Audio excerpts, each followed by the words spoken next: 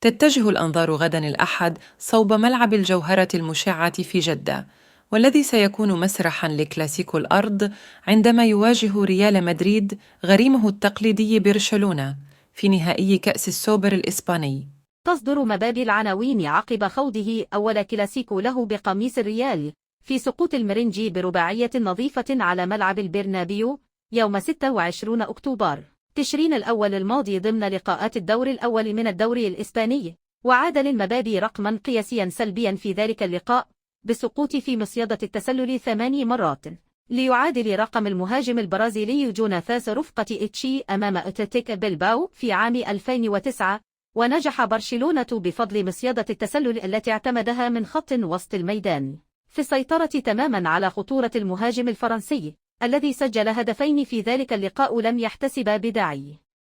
التسلل. واستمر المستوى الباهت لمبابي في ذلك اللقاء بتسديد 3 كرات فقط طوال المباراة على مرمى برشلونة، وهاجمته الصحف الأسبانية بشدة عقب اللقاء بعدما قالت عنه صحيفة سبورت إنه جعل من نفسه أحمقا تاريخيا في واحدة من أسوأ لياليه في كرة القدم الاحترافية. الفرنسي كان بطيئا وعصبيا وغير دقيق وشارك قليلا في اللعبة الهجومية، ولم يمرر مبابي سوى 15 كرة طوال اللقاء وليس من بينهم أي تمريرة هجومية، ولمس الكرة 27 مرة فقط،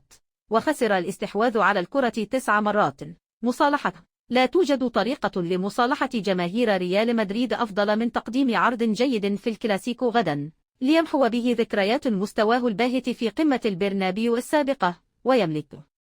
مبابي التاريخ في صالحه، حيث تألق كثيرا أمام برشلونة في السابق والكن بقميص باريس سان جيرمان، وواجه مبابي البارسا 4 مرات رفقة الفريق الفرنسي في دوري الأبطال، نجح خلالها في الفوز مرتين والتعادل في لقاء واحد وخسارة آخر، وسجل في تلك اللقاءات 6 أهداف من بينها 3 أهداف هاتريك في ملعب الكامب نو بالذات في موسم 2-0 شرطة 2021. وبشكل عام خاض مبابي 26 مباراة في جميع المسابقات هذا الموسم رفقة ريال مدريد، نجح خلالها في تسجيل 13 هدفا وصناعة 3 آخرين، التفوق على الأسطورة. لطالما صرح مبابي أنه من عشاق النجم البرتغالي كريستيانو رونالدو، وكان آخرها قبل مواجهة فرنسا والبرتغال في ربع نهائي اليورو الماضية،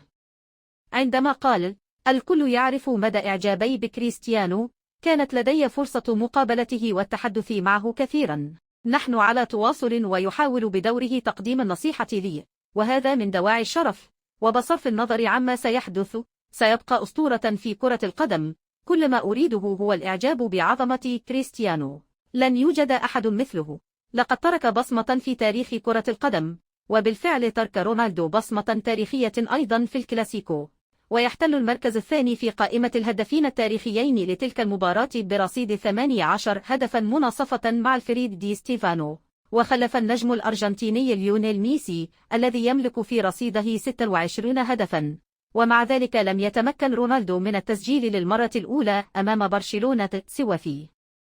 رابع كلاسيكو له، ففي موسمه الأول 2-0 شرطة 2010 خسر من 1-0 ومن 2-0 في الدوري الإسباني، وفي الموسم التالي 2-0 شرطة 2011 خسر في لقاء الدور الأول بالدوري بخماسية نظيفة قبل أن يسجل في لقاء الدور الثاني في التعادل من 1-1. ويأمل مبابي في تجاوز أسطورته رونالدو والنجاح في التسجيل في الكلاسيكو الثاني له.